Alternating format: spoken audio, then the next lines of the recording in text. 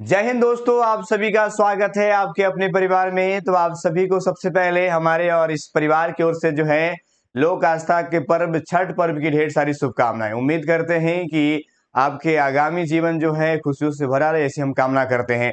लेकिन बात करने वाले हैं बीपीएससी टीआरई में शिक्षक बहाली।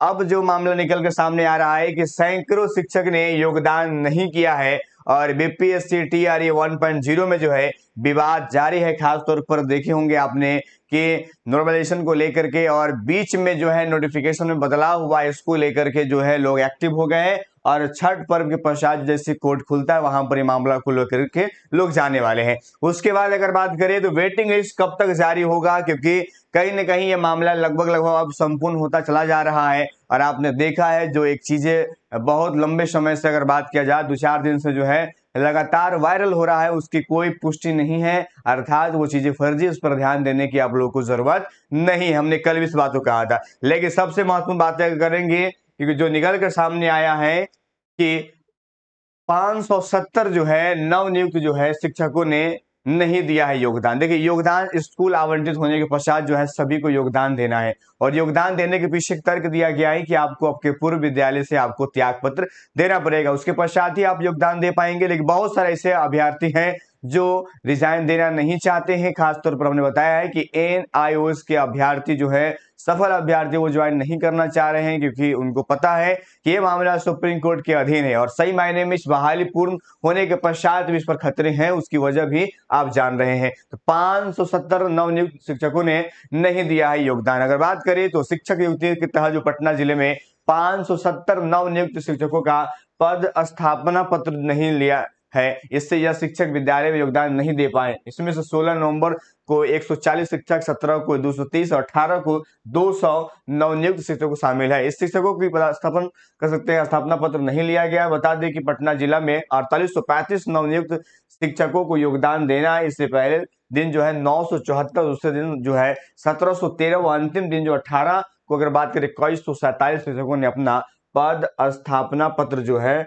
वहां पर स्थापना पत्र जो है के लिए बुलाया गया था, ये कहा गया। उसके बाद अगर बात करें जिनको नहीं मिला है उनको एक बार फिर से मौका दिया गया और ये उन्होंने पत्र नहीं लिया जिन्होंने, उनके लिए जो है 21 को मिलेगा दोबारा मौका, वो वहां पर ले सकते हैं। लेकिन एक बात हम बताना चाहते हैं कि ऐसी संख्या बहुत ज्यादा है जो नियोजित अध्यापक है वो भी ज्वाइन करना नहीं चाहते हैं। अब ऐसे परिस्थिति में जो है उनके ड्रॉप आउट होंगे तो संख्या और भी बढ़ती हुई नजर आ रही है और बढ़ेंगे, इसमें कोई दो राय नहीं है। इसलिए सकारात्मक सोच बनाए रखिए। उसके बाद जो परेशानी बढ़ रही है उसके पीछे का जो सबसे बड़ा रीजन जो है मैं वो बताना चाहता हूँ कि आखिर क्या वजह रही कि लोग में ये मामला आ गया। देखिए, इसको लेकर के लोग का ज्यादा विवाद हो रहा है कि भर्ती जो है शर्तों पर हाईकोर्ट का अहम फैसला, विज्ञापन की शर्तों को बदला नहीं जा सकता है। आपको पता है कि बीपीएससी 1.0 जब हुआ तो उसमें आपने गौर किया होगा कि बहुत सारे बदलाव किए गए जो कि अवांछनीय थे, मतलब बीच भंवर में उसे बदला गया था। लेकिन आपने गौर किया होगा बीपीएससी 2.0 में कि अभी तक कोई रूल्स बदला नहीं गया है। इसका मतलब हुआ कि पिछली गलती से बीपीएससी ने सबक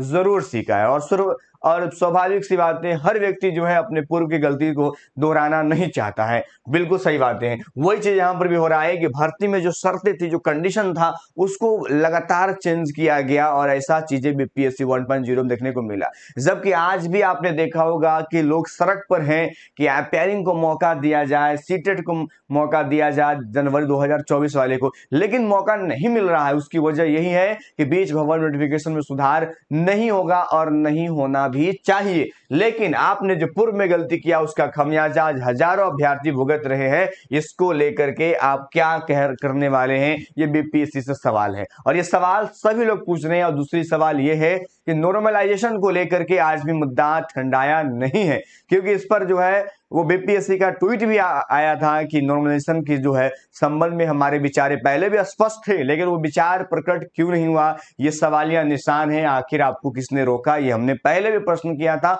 और आज भी विवाद में है। जब प्रश्नों का स्तर अलग रहा तो इस पर महिलाओं और पुरुषों को दोनों को इक्वलिटी कैसे माना गया, जबकि दोनों के प्रश्न विभिन्न थे और अलग अलग शिफ्टों में हुआ।